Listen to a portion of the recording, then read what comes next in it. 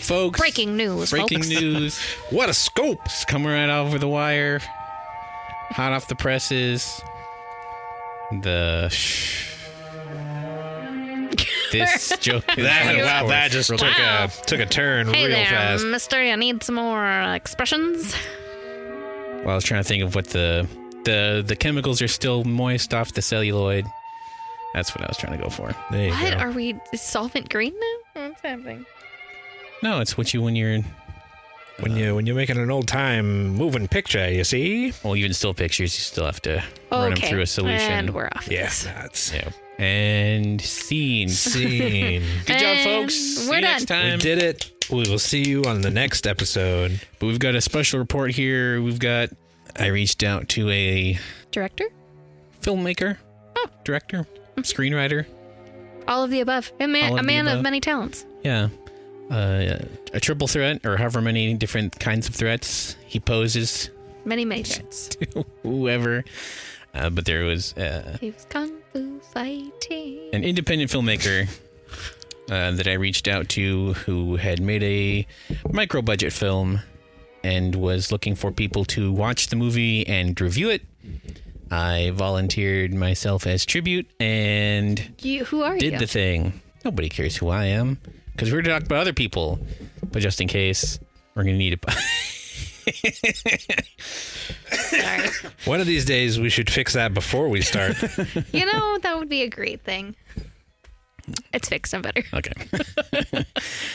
My name is Josh, I am Jonathan. And I'm the best bro, Heather. and today we're talking about an independent film called A Dead Dame in Hollywood. A dead dame in Hollywood. All the dames in Hollywood done be dead. Done. Not all of them. Be dead. Well, this one was. This one was, though. She sure was dead. She certainly was. Yep. So we're going to do something a little bit different from what we normally do. I was saying we're usually. going to do a spoiler-free review. Yeah, so that Yeah. way don't want to give away the milk when the cow's for free, or whatever the saying. Oh, wow. Josh, you are just on it today. You've got all the analogies. Just really, really thinking about that campfire, huh? Don't want to give away the milk so they still have to buy the cow. You won't, if you can get, If you can get the milk for free, why would you buy the cow? Exactly. There it is. Yeah, I got it. It Jesus. just took 3 of us 2 times each. And folks, if we're known for anything on the Moist Boys podcast, it's selling cows. Yeah, that's all we do here. I thought that. Wait, is that what we're doing to me? Oof. Oh, self-burn. Self-burn? No comment. Gonna Jesus. apply some ointment to that self-burn. But the director and writer of this film is a man named. Did I introduce myself? Yeah. Yes, you did. Yep. Writer and director of this film is a gentleman named Deshaun Schminke. I don't know if I'm saying that right. If I'm not, please Try it again? What? Sound off. Sean Schminke. Sean. I thought you said Deshaun. I was like, He what? is the Sean Schminke. Sean. Of all the Sean Schminkes, he's the one I know about. I am not sure if that's how you say his last name, but if it is, I dig it. Okay, so who's it starring? Paige. So the film stars Alan Maxon as our main protagonist, Stone Evergreen. One of the other main characters, played by Ali Rivera, is Evelyn. You also have Brianna Judy as Candace Loring. Matt Kelly is Anderson Ames, and there's plenty of other people. Folks, you can find this on Vimeo. It's for rent. I think it's $1.99 nice. for a 48-hour rental. Very respectable. It's a good value For if this you can movie. get it. Yeah. I will say that again, Josh likes to lead Jonathan and I into things blind a little bit. Jonathan I think also we do that to each other a lot. Jonathan also. I never lead either one of you into something blind. I'm pretty sure, but that's because I'm an over communicator. Yeah. And so when we were told we were watching this movie, this guy reached out on Twitter, and I was like, "Cool." Josh didn't tell us anything about it, not whatsoever. Didn't tell so us it was I 100% thought I was walking into a student film. I was surprised to find out I was not. That was nice. To be fair, I was also walked myself into this blind. I knew the name. I knew the name of the. I knew the Reddit handle. Nice. That's And about that's it. And the Oh, name about of the it? movie. Oh, nice. And Okay. that was all I had. So then you walked us in. information. So it worked out. You walked in blind too. Yep. Yeah. We all took went a- into this blind. I took a leap of faith and ran my way across the great cavern, believing in myself, as one must do when they take the. Were you holding a staff? Yeah. Okay. Well, no, not in this watch through. I was quoting. Oof. Oof. Okay. Yeah. Yeah. Is there a watch through of this where you would be holding a staff? Not starring these actors. No. Oh, hurtful. Oh. I mean, I'm sure they would appreciate that respect that I showed to their. Oh, is that what you were Performance? showing? Yeah. Oh, Yeah, Nothing we'll go this with time that. around. Well, that's, yeah. That checks out. the XXX version of this, though. Not bad. I can't think of what the parody title would be. A dead dick in Hollywood? In Holly's Wood. Ooh. Holly's Wood and a dead dame? No. That'd be something different. That would be something entirely different. Anyway, this That is film. not what we're talking about, though. No, this film. A dick dame in Hollywood. Oh, Jesus. A dick Christ. dame in Hollywood. There you go. Ah, there you That's go. the one. That was actually the opposite of what was going to happen in the movie. Get it? What? A dick dame in Hollywood? It's the opposite of what he was going to I think there's plenty of that going on in this movie. Off screen, of course. Always tastefully off screen. Always. I was definitely talking about Private investigator. having a conversation with a certain doctor. Will we get Oh. into that? Probably not. I don't know. So for those of you that are still listening, this film. Godspeed to all of you. We are so sorry. This isn't even the fucking episode where we're high. I think there's still some. We did just eat ice cream. Yeah. We did. We'll They, go with that. they might have dropped something on that ice cream or something. Damn you, Brian. Yeah. So this is a movie that exists. Yeah. Yeah, it's so this movie based on what's IMDb. I'm like trying to think of how to talk about it without being spoilery because we don't do that very often. It's a It's a film noir. film noir. It's a Naked Gun styled film noir. Yes. Yeah. Yeah. Which we went into this blind, so we didn't know, and that's funny. I like that concept. I thought that was funny. There are some really good lines in this. There are a few that we walked away from just like chuckling a lot. There is some funny concepts to this, so I really dug it. There was good Concepts. There's good concepts. There's good attempts made it's an So you said this is a micro budget film? it's a micro budget movie. From what the little bit of research I've done, the movie A costs little bit around. of dicking around, if Yeah, you will. I was dicking around on the internet and I So found. here's my thing with microfilms and with films with very, very tiny budgets. And this one, if you go on its IMDb, it had a $5,000 budget estimated. Yeah, about $5,000. Yeah, about $5,000, which let me tell you what, you can barely put on a good wedding for $5,000. Our wedding was fucking rad. You can barely make a YouTube channel for $5,000. Like a So the respectable. fact that these guys made an entire film for $5,000 is respectable because all things are better with more money. Yeah. for the most part. And I mean, you gotta give them credit. They didn't just take 5,000 and make like a short film. Yeah. They made like a feature length. They movie. made a feature length film. A period piece too. Yeah, a Yeah. period piece. And so that's the thing is that like costumes aren't cheap. And like no matter what, like they were in period appropriate clothing. They had period appropriate things around them. You know, they clearly had to use whatever areas around them that they had. And so there's a little bit of some stuff that stands out sometimes. Sometimes, but I mean, like the hotel like hallway that they filmed in is very much modern. But you can't remake over a hotel's hallway. They're not going to let you. They're not going to let you do that for like less than $5,000. less than $5,000. Yeah. Yeah, it's not really going to happen. And you know, so with the budget they had, they made a pretty decent film for that budget. Yeah. Yeah. Stone Evergreen's office looked pretty good. Yeah, it really did.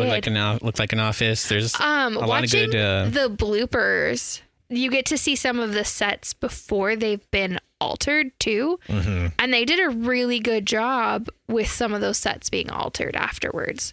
There was some post-production looked pretty decent. There are parts of this, and when we were watching it, we were kind of talking about it, and I feel like if you have any sort of budget, I feel like there are things you can do to disguise what you have around you. So I really feel like the car interior being cardboard is you're meant to know that it's cardboard, especially since like the window is cut crooked. Yeah, the window is cut crooked, and like whatever the green fabric they put over it is just like ironed on, like not straight at all, and has like crinkles in it. There were certain little things, you're right, that they did that you're like, I think you're supposed to notice that. You're supposed to notice that because that's supposed to be. I am operating under the thought process of like stuff like that is supposed to be the joke. Mm-hmm. I don't know if that's like a benefit of the doubt thing, or if it's just like they kind of got in there and they just did it and it's like, fuck man, like this was the only cardboard we had and we just got to use it. But I like to think that was a deliberate choice on their part. Kind of like a Diabolique, where you can see or like Airplane, where he's obviously not piloting the airplane because the control stick is like going all over the place. Yeah, exactly. Yeah. There's some pretty good bits in here. There's a couple of twists that we thought we knew where they were going, but they didn't actually go there. I was gonna say I'm really impressed the fact that I thought I was calling it. I was like, anybody else catch on that this is what's happening? And then I was wrong. And I was like, oh wow. I did not see the big twist. Yeah. There's a really surprising thing that made me laugh out loud almost at the very end. There's a pivotal high tension scene where a certain character, something happens to him that you weren't expecting. I was like, oh wow, they go for it, folks. All right then. Yeah. It's ambitious to make a $5,000 period film. Mm-hmm. There's a lot of good stock footage usage going on here. Yeah, the stock footage of the car crash. Just great use of that car crash. And then some like car crash sound effects. There's some good bits with car crash sound effects. So one of the things that at first I thought was kind of annoying, but the more the movie went on, again, I think I realized that it was probably a deliberate choice. And I think you can kind of hear it when you watch the bloopers as well, is that it seems like whatever microphone they had was turned the wrong direction. Yeah.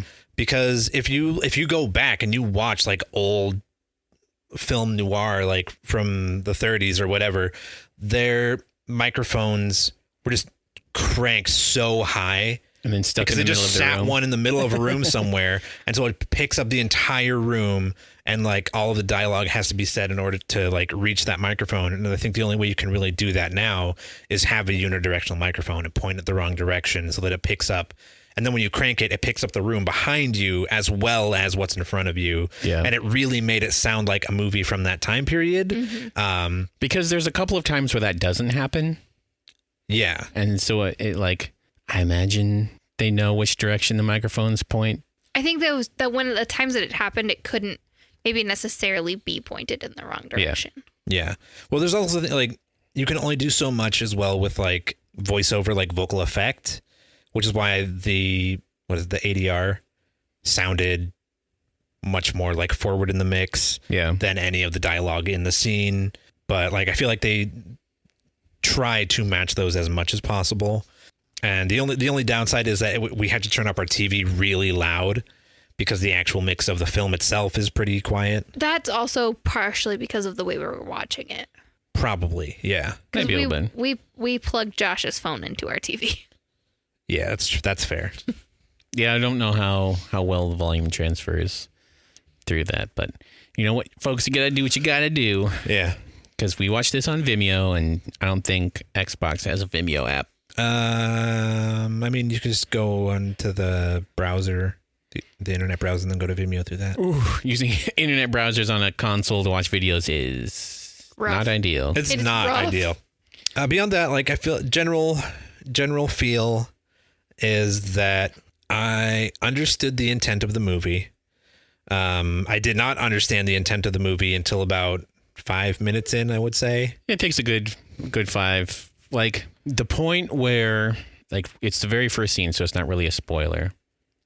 But like once they start talking about his old girlfriend, where he's talking about with the mailman, I feel like there's a line in there that like clues you in. It's like, oh, this isn't serious. Yeah. Because it says it's a comedy, but like the type of comedy, you don't know what type it is. Like until you see it, you have to be clued in. Yeah. To what type it is, because it's not. Yeah, it's like a naked gun, loaded weapon, which you don't really see. Like for the most part now, it's most quote unquote parody movies.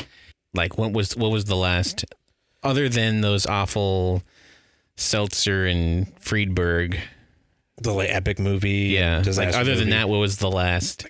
Like what, 2001 probably, with like one of those not great Leslie Nielsen later ones. Oh, the like late era, like the one where he goes into outer space. Yeah. No, I think the parody film is kind of a forgotten art. Yeah, because now it's just, here's a thing you've seen on YouTube. Isn't that funny? And that's the joke. Yeah. Well, that's what I was getting to with saying like awful. Yeah. Is it like a lot of comedy now, if comedy isn't situational, it's lol so random comedy. Yeah. And 90% of the time I fucking hate that. And this is not that. No, this is very much a product of, I guess it's kind of a product of another time, a little bit. And I can only applaud them for trying to do anything like that. So like one of the things that it kind of reminded me of was way back in 1991, Adam West starred in a parody, I guess, of cop shows that was, looking back on it, way ahead of its time, but it was written by Robert Smigel and Conan O'Brien. It's called Look Well, and you can find the pilot, what ended up being the only episode, but the pilot on YouTube.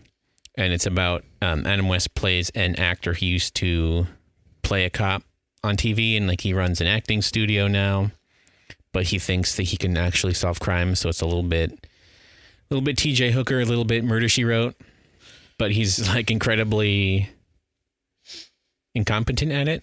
So a little bit Columbo as well. Well, yeah, a little bit Columbo. And then also like obviously like Police Squad, which was like the television series that was predated The Naked Gun. Yeah. So it's definitely like going along those lines. But yeah, like that was back in 91, which was already 29 years ago. And you don't see it too often. So it's nice to see.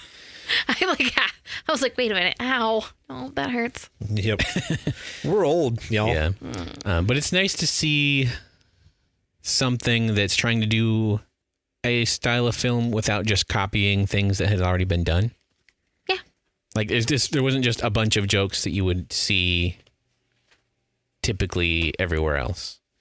Like I can't, which is rare even in big budget comedies, that you don't see a bunch of jokes that were ripped off from other places. So that was appreciated. There were a couple of scenes where I was kind of concerned about where it was going to go, but it ended up not being too, particularly Dr. Ames. Dr. No. Wienermeyer. Wienerhausen? Wiener. Damn it, I've forgotten the character's name. Wiener. Dr. Wiener. Just keep saying, I went too far. Wiener Chugger. Wiener Mesher. Wienermiser. Wienerhausen. You already said Wienerhausen. Wienerworth. Dr. Wienerworth. That scene could have gone some dark places, and it avoided most of that. It really feel like. did. Yeah, I honestly, as soon as there was like a sex change in play, I was like, ooh, fine line, guys, real fine line. They walked. They did not just go full transphobic. Mm-hmm. They didn't go full Ace Ventura. Yeah. Or I think even like The Naked Gun probably did one or two. Probably. But they did good. They did good. Yeah, they never made the idea of getting a sex change the joke. No. The joke was just a misunderstanding about it. Yes. The most of the jokes were about the main character having his wiener worth out. Yeah. For most of the scene. Yeah. Props for that, because it is very easy to just be like, sex change. Ugh, how dare you? Punch. Yeah. Kind or of like a flash cut to the main character in like makeup and a wig, and yeah. I feel like that's something you would probably see in a terrible satire. Even Seltzer and Freeberg in the late 2000s, I feel like that was still in play like 5 years ago. Yeah. As a joke. So props to everybody on that one. Folks, if you like micro budget films, if you're interested in independent filmmaking, it's on Vimeo right now, $1.99 to rent it, I think. If I'm not mistaken. That's the price that I saw. Yeah. Thank you to Schminky Studios for allowing us to get a look at the film. Yeah, that's super rad. It's hard to kind of just put yourself out there in something like that. Mm-hmm. So good on you guys for doing a thing. And props to the cast for being game, doing something that's very specific. Yeah. And probably out of most people's comfort range, particularly the character of Evelyn, I feel like was a very interesting character to standout. play. Yeah. I would agree with that. Out of all the characters, I feel like she was probably my favorite. Yeah. Your favorite line came from her. My favorite line came from her, so that's yeah. Is that we don't want to spoil a good joke. No. No, I won't spoil it, but That's a pretty important part of the movie too. it is, yeah. So, but it definitely has to do with a movie theater, and that was probably the biggest laugh for me. yeah, that, and then I guess I can say that the other big laugh that I had also involved that character towards the end of the film. Something that you really shouldn't laugh at. Yeah, but you just like kind of dazed into laughing. Yeah. Folks, thank you for listening to the Moist Boys special report. Stick around. There's tons more stuff coming out. Don't forget to check out our Patreon page. We've got exclusive content. Nausicaa Valley of the Wind coming out this month for our monthly Miyazaki. That's right, yeah. folks. April, it's Nausicaa Valley of the Wind, as well as His Dork Materials. We're doubling up our content over there. We're talking about Tales from the Loop, the Amazon series, as well as classic Star Trek episodes, Voyager, TNG. To cleanse the palate from Picard. Gotta cleanse that palate real good. Just put it through the dishwasher. Yeah, we're gonna hit all the big characters off of the old shows: 7 of 9, Picard, Data, Greg Maddox, Bruce Maddox. Greg Maddox. He's the pitcher from the Atlanta Braves back in the day. Yep, we're gonna talk about Greg Maddox. We're gonna talk about Greg Maddox. Ooh, a Greg Maddox. Now that would be something to try. Would it?